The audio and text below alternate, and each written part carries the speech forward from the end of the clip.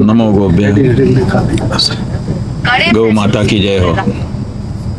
बंधुओं, राजनीति किस तरह से अपना प्रभाव दिखाती है और किस तरह से विषय को पूरा 360 डिग्री घुमा करके दिखा देती है, इसका एक उदाहरण इस समय सोशल मीडिया में और मुख्य धारा की मीडिया में भी देखने को मिल रहा है।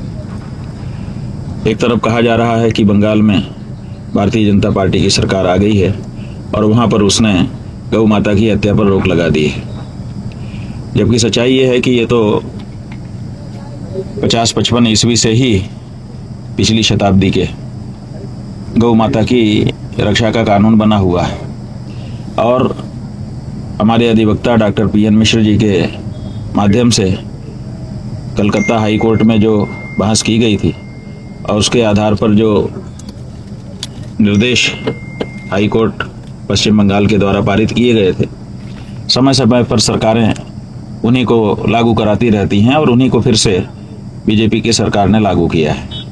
हम ये बिल्कुल नहीं कह रहे हैं कि लागू करके उन्होंने कोई गलत किया है, अच्छा किया है, लेकिन ये बात भी उनको बताना चाहिए कि ये पहले के ही जारी दिशा निर्देश हैं जिनको हम इस समय अपने समय में लागू करने के लिए आ रहे हैं। अब लागू तो कर दिया।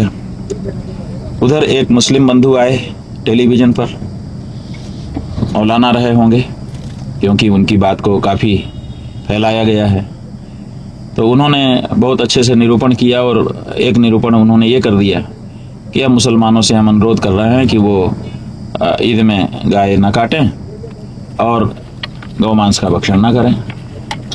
और फिर ये सब तो कहा, अच्छा कहा, लेकिन फिर कहने लगे कि अब देखिए अगर मुसलमान गाय नहीं खाएगा तो इसका फ़ायदा मुसलमान को होगा, हिंदू घाटे में रहेगा। हिंदू कैसे घाटे में रहेगा? तो वो कहते हैं कि एक एक गाय लाख लाख की हम लोग खरीदते थे और फिर उसको काट करके खाते थे, अब हिंदू बेच ही नहीं पाएगा क्योंकि हम खरीदेंगे ही नहीं, तो हिंदू को घाटा हो जाएगा।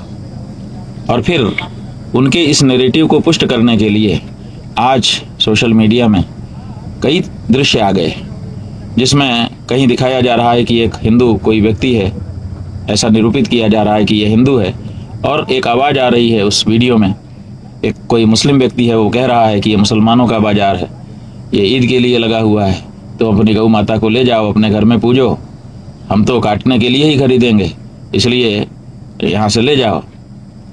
माने नहीं खरीद रहा है। फिर दूसरा दृश्य दिखाया जा रहा है दूसरे वीडियो में कि बहुत सारे हिंदू गाय लेकर के खड़े हैं कि हमारी गाय ले लो, हमारी गाय ले लो, रो रहे हैं कि हमारी गाय नहीं बिक रही है। जी न्यूज जैसा बड़ा समाचार पोर्टल चैनल वो कहता है कि मुसलमानों ने गाय खरीदना छोड़ा, संकट में आए हिंदू गाय व्यापारी। ये जी न्यूज कह रहा है। पश्चिम बंगाल में पशुओं की कुर्बानी को लेकर लागू नए नियमों के बाद मवेशी कारोबार को लेकर विवाद गहरा गया है। एक हिंदू महिला ने दावा किया कि मुसलमानों द्वारा गाय खरीदना बंद करने से हिंदू पशु व्यापारियों की आर्थिक स्थिति खराब हो गई है। देखिए, सबसे पहले तो हम आपको ये बताना चाहते हैं कि कोई भी हिंदू जो असल में हिंदू होगा वो कसाई को गाय नहीं बेचता है, कभी नहीं। जब उसको पता हो कि ये काटी जाएगी तो वो गाय नहीं बेचेगा। हमारे गाँव में भी जो लोग आकर के गाय खरीदते हैं, ठीक है, हिंदू गाय बेच देता है दूध ना देने के बाद, ये कुछ हद तक सही है, लेकिन अगर उसको ये पता हो कि ये कसाई है और काटेगा तो नहीं बेचेगा।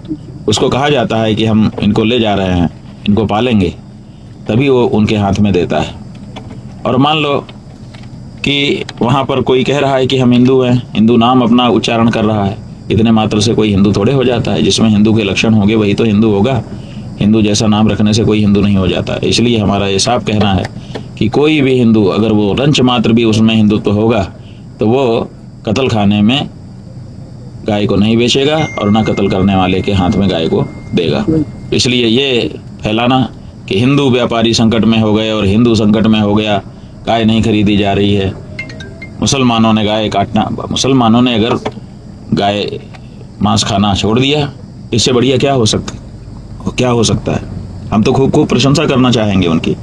अगर भारत के मुसलमान यही स्पष्टता से कह दें कि हमने गाय का मांस खाना छोड़ दिया है और गाय को काटना छोड़ दिया है, तो भारत में उनके लिए जो नफरत है वो काफी हद तक खत्म हो जाएगी। इसलिए सबसे ज्यादा नफरत अगर हिंदू मुसलमानों से करता है, हम मुसलमान बंधुओं से भी बताना चाहेंगे कि सबसे ज्यादा नफरत अगर हमारे मन में आपके लिए है, अगर है, तो केवल इस कारण से है कि गौ हत्या के काम में आप लोग भागीदार बने हुए हो। अगर इसको आप छोड़ते हो, इससे ज्यादा स्वागत योग्य कुछ कदम नहीं हो सकता है। बहुत सारे मुसलमानों ने हमसे मिल करके कहा है कि आपके द्वारा चलाया जा रहा है ये जो गौ हत्या बंदी का अभियान है, हम इसकी प्रशंसा करते हैं और हम इसको सहयोग करना चाहते हैं। हम गाय नहीं खाना चाहते हैं। हमारे यहाँ इस्लाम में आवश्यक नहीं है, फर्ज नहीं है कि हम खाएं ही गाय, तभी हम मुसलमान हो सकते हैं। ये तो एक चलन सी चली आई है। इस्लाम के मूलभूत अंग में, अनिवार्य अंग में ये नहीं आता है। तो ऐसी स्थिति में गाय खाना आप छोड़ दीजिए। इससे हम हिंदुओं के हृदय में पीड़ा होती है, और अगर आप ये छोड़ रहे हैं तो इससे बढ़िया कुछ नहीं है। लेकिन ये जो नैरेटिव साथ में फैलाया जा रहा है कि हिंदू बहुत परेशान हो रहे हैं और अब उनकी गायों का क्या होगा, तो ये बिल्कुल गलत नैरेटिव है। ये इसीलिए फैलाया जा रहा है राजनीतिज्ञों के द्वारा, ताकि गौ हत्या पर पाबंदी लगाने का जो दबाव है वो कुछ ढीला हो सके। वो ये तर्क दे सकें कि देखिए हिंदुओं को कितनी परेशानी हो रही है, इसीलिए उनकी परेशानी को कम करने के लिए हमने इसको जारी रखा हुआ है। तो ये जो नैरेटिव है ये बिल्कुल हिंदू धर्म के पक्ष में नहीं है, ये विपक्ष में है। ये जो दूसरा समाचार ये दिखा रहे हैं, बंगाल में मुसलमानों ने गाय खरीदने से किया मना, सड़कों पर उतरे हिंदू। बताइए, सड़कों पर हिंदू उतर रहे हैं। मुस्लिमों ने गाय खरीदना छोड़ दिया, बंगाली हिंदू व्यापारी क्यों हलाकान। गो हत्या प्रतिबंध के सख्त नियमों से बंगाल के हिंदू पशु व्यापारियों और डेयरी किसानों में बढ़ी चिंता। ये सब जो समाचार हिंदू संकट में हिंदू व्यापारी, अलग अलग चैनलों के हैं, हम चैनलों का नाम नहीं पढ़ रहे हैं, ये सब क्या बता रहे हैं? एक सुनियोजित प्रयास इस बात का किया जा रहा है कि ऐसा नैरेटिव गढ़ दिया जाए कि अगर गौ हत्या रोकी गई तो इससे सबसे ज्यादा घाटा हिंदुओं को होगा और हिंदू परेशान होंगे। बिल्कुल ऐसी बात नहीं है। हिंदू इस धंधे में बिल्कुल नहीं है। जो है वो नराधम है, वो हिंदू कहलाने का अधिकारी नहीं है। और बहुधा तो जो हिंदू नहीं है वही हिंदू नाम रख करके इस व्यापार को करता है, ताकि पकड़ा जाए तो अपना हिंदू नाम बता करके हिंदुओं को बदनाम कर सके।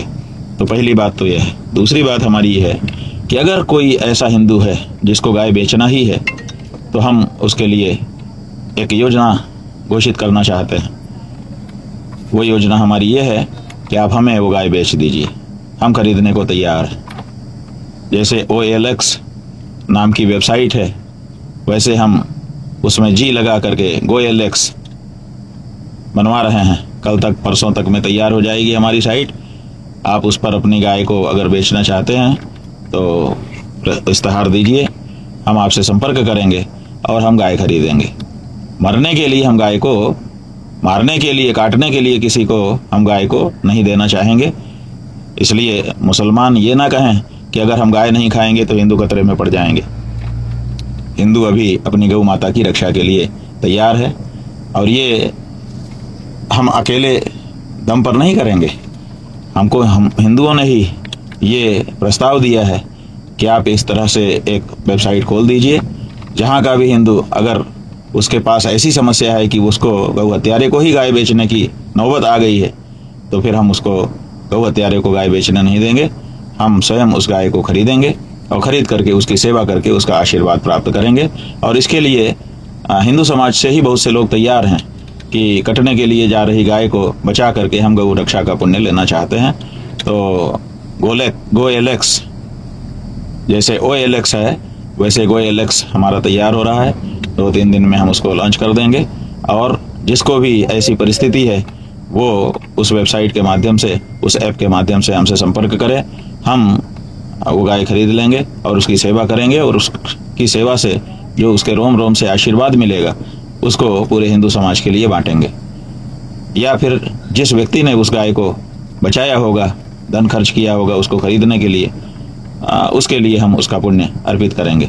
लेकिन किसी भी हिंदू को भारत के किसी भी हिंदू को, चाहे वो बंगाल का हो, चाहे केरल का हो, चाहे कहीं का हो, अब ये चिंता करने की जरूरत नहीं है कि मैं कैसे गाय बेच पाऊंगा, खाने वाले तो अब खाएंगे ही नहीं, काटने वाले तो अब काटेंगे ही नहीं, तो मैं क्या करूं।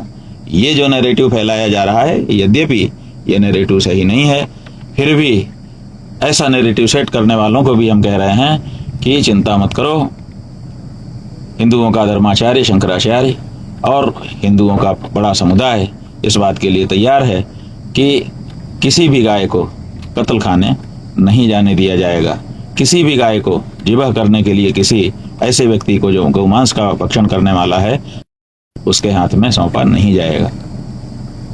तो इस वक्तव्य के माध्यम से हम पूरे देश को ये सूचना करना चाहते हैं कि अगर आपकी ऐसी कोई मजबूरी है तो आप हमसे संपर्क करिए। जय गौ माता, जय गोपाल।